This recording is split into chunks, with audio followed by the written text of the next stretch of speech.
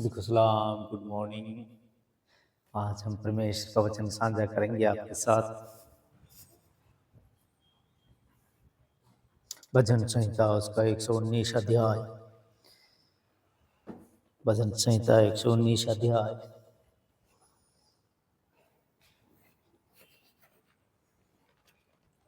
एक सौ उन्नीस की 6 सॉरी भजन संहिता 119 अध्याय उसकी 7 भाग हम खुदा का कलाम जो है कि आपके साथ साझा करेंगे। क्या कहता है यहाँ पर परमेश्वर का वचन?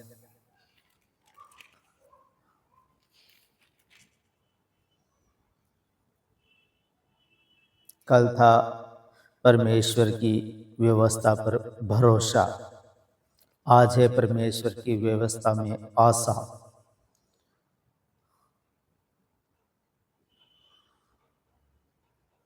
तो यहाँ पर पहली आयत 49 आयत कहती है 7 की 49 से 56 भजन संहिता 119 की हम पढ़ेंगे। 7वां भाग आज है। क्या कहता है परमेश्वर का वचन? जो वचन तूने अपने दास को दिया है उसे स्मरण कर। उसे क्या कर? स्मरण कर। जो वचन तूने अपने दास को दिया है उसे स्मरण कर। स्मरण का मतलब परमेश्वर से कहा जा रहा है कि उसे याद कर, जो अपने दास को वचन दिया था। क्योंकि तूने मुझे आशा दी है, क्योंकि तूने मुझे आशा दी है। आशा, धीरज, धैर्य, ये सब एक ही है। कहते हैं कि हम तो उसी आस पे बैठे हैं। तो ये एक आशा है परमेश्वर की। परमेश्वर ने हमें आशा दी है कि मैं आऊँगा, जरूर आऊँगा। जमीन और आसमान टल सकते हैं लेकिन मेरे वचन नहीं टल सकते, तो आना ही आना है। क्योंकि दुनिया में इतना पाप बढ़ चुका है, तो उस पाप को एक दिन में ऐसे उस पाप को वो एक हम लोग जैसे झाड़ू निकाल के कचरा साफ करते हैं वैसे ही कर देगा, साफ सुथरा कर देगा। तो मैं ऐसे झाड़ू निकाल रहा था खुदा के घर में, तो जो अभी चावल के खेतों की कटाई हो रही है, तो बहुत सारे जानवर क्या करते हैं कि लाइट के चक्कर में वहां पर आते हैं कि उनको रोशनी दिखाई देती है, लेकिन वो रोशनी व्यर्थ होती है। तो वो लाइट के चक्कर में आते हैं और आके जितना देर उनका शरीर जो चलता है, फिर उनको भी शायद भूख लगती होगी, तो वो क्या करते हैं कि इधर उधर छुपने की कोशिश करते हैं और दरारों में घुस जाते हैं और बहुत सारा ऐसे ढेर लग जाता है। ढेर वो मर जाते हैं। क्यों मर जाते हैं? क्योंकि जहाँ से उनको खाने के लिए मिल रहा था वो उनकी कटाई हो चुकी है, और उन्होंने खाया पिया और वो उड़े और उनकी आंखों ने रोशनी देखी और रोशनी की तरफ में भागे, लेकिन वो रोशनी झूठ निकली।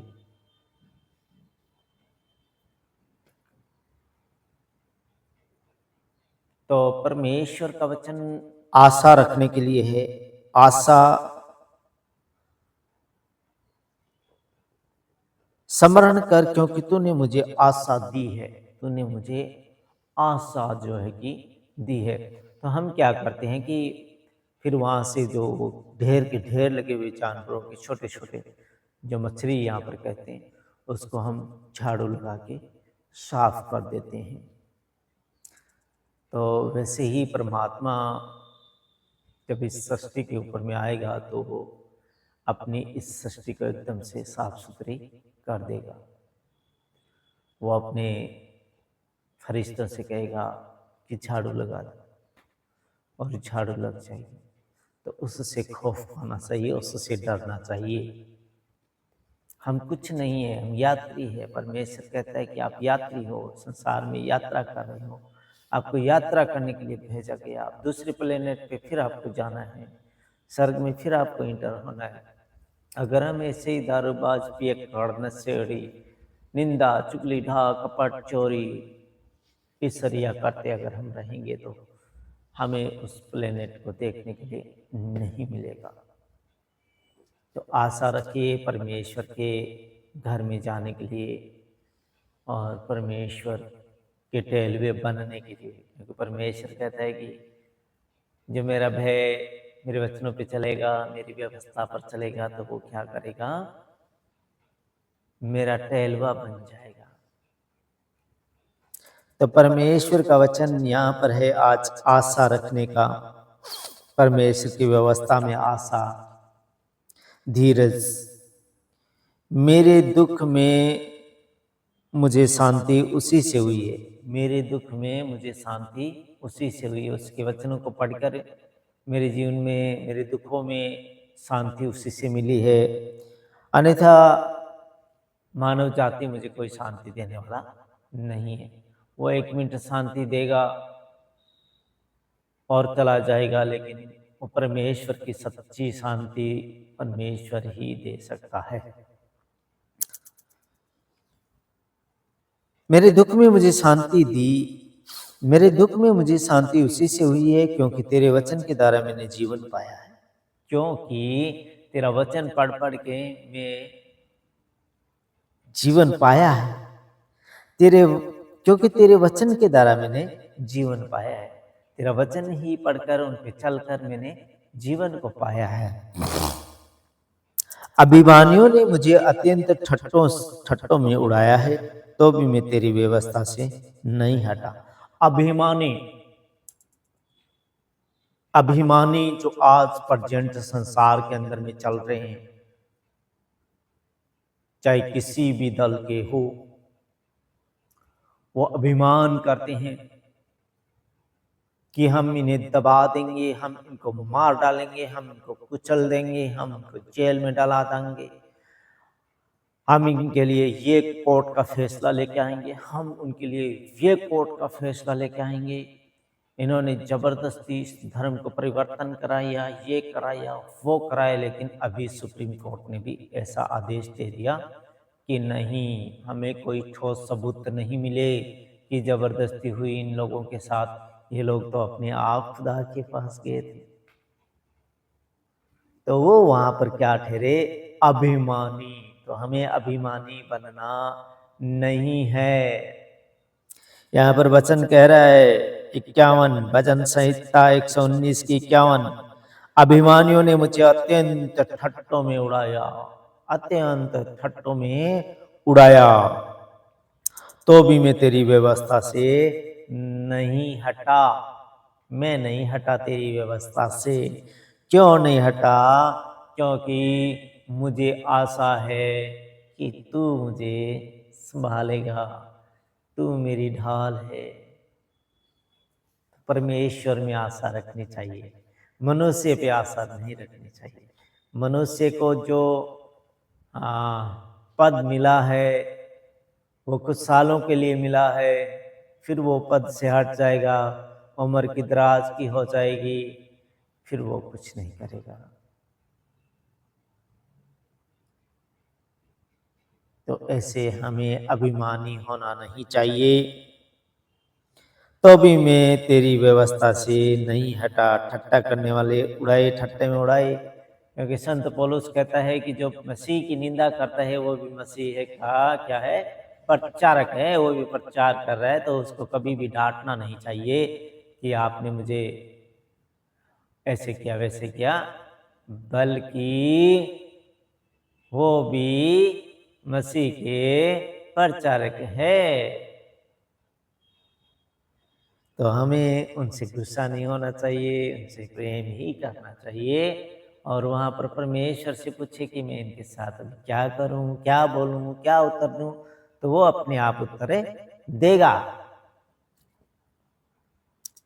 हे यहोवा, मैंने तेरे प्राचीन नियमों को स्मरण करके शांति पाई है। तेरे जो पुराने नियम हैं उनको पाकर मैंने शांति पाई है।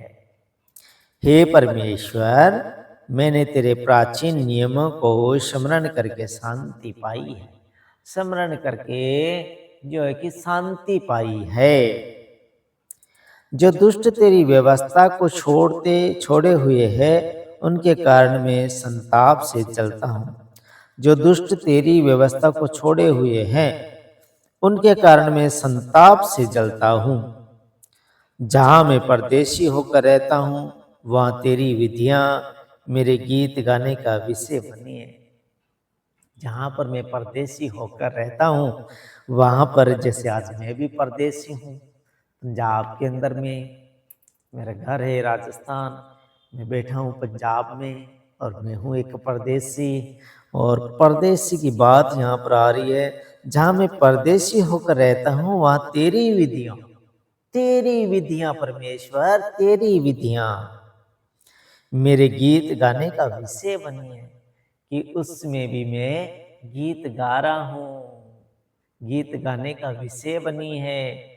वो मेरे सब कुछ हृदयों को, मनों को, दिलों को, घर की परिस्थितियों को सबको बदल देगा और बदले हुए है। हे यहोवा, मैं रात को तेरा नाम स्मरण किया और तेरी व्यवस्था पर चलता हूँ। हे परमेश्वर, मैंने रात को तेरा नाम स्मरण किया और तेरी व्यवस्था पर चला हूँ, तेरी ही व्यवस्था पर चला हूँ। ये मुझसे इस कारण हुआ कि मैं तेरे उपदेशों को पकड़े हुए था। ये किस कारण हुआ कि मैं तेरे उपदेशों को पकड़े हुए था। तेरे उपदेशों को जो है कि मैं पकड़े हुए था। पकड़ने का मतलब है वचनों को याद करो, वचनों को पढ़ो और दुआ प्रार्थना करो, क्योंकि परमेश्वर कहता है निरंतर प्रार्थना करते रहो ताकि तुम परीक्षा में ना पड़ो। आत्मा तैयार, देह दुर्बल है पिताजी। जैसे हमारी आत्मा को आपने कहा है कि तैयार है, वैसे हमारी देह को भी तैयार कर दो प्रभु जी। तो वो क्या करेगा, हमारी देह को तैयार कर देगा। खुदावन प्रभु परमेश्वर वो अति दयालु है, हमसे बहुत प्रेम करता है। वो हमें हर वक्त अपने पास देखना चाहता है। और ये नहीं है कि काम काज कारोबार आप ना करो, केवल खुदा के घर में ही आके बैठ जाओ, ऐसा नहीं है। एक उससे मिलके जरूर जाओ। वो आपको चूमेगा, वो आपसे प्यार करेगा और फिर अगर आप चाहोगे तो उसकी प्रेजेंटशिप जो है कि आपके साथ पूरे दिन में रहेगी और आपको कोई भी शैतान जो है कि गलत काम करा नहीं सकेगा, टच करने नहीं सकेगा। किसी से आप डरोगे नहीं, खुशी से आप रहोगे, उसके गीत गाते रहोगे। ये मुझसे इस कारण हुआ कि मैं तेरे उपदेशों को पकड़े हुए था। तेरे उपदेशों को, तेरे वचनों को तूने तो उपदेश दिया। उपदेश यानी ये वचन, परमेश्वर के उपदेश इसके अंदर में लिखे हुए। इन उपदेशों के अगर ऊपर हम चलें तो परमेश्वर की प्रेजेंटशिप हमारे साथ हमेशा हमेशा तक रहेगी। तो आज का वचन यही कहता है कि जो अभिमानी, ठट्टा करने वाले, जो ठट्टा उड़ाते हैं मसीहत का, उनको क्या हुआ? उनको ये हुआ, मैंने अभिमानियों ने मुझे अत्यंत ठट्टों में उड़ाया है, तो भी मैं तेरी व्यवस्था से नहीं हटा। तो भी मैं क्या हुआ कि तेरी व्यवस्था से नहीं हटा। वो चाहे जितना ठट्टा किया, चाहे जितनी मारपीट की, चाहे जितना जेल में डलाया, लेकिन हम तेरी व्यवस्था से नहीं हटे।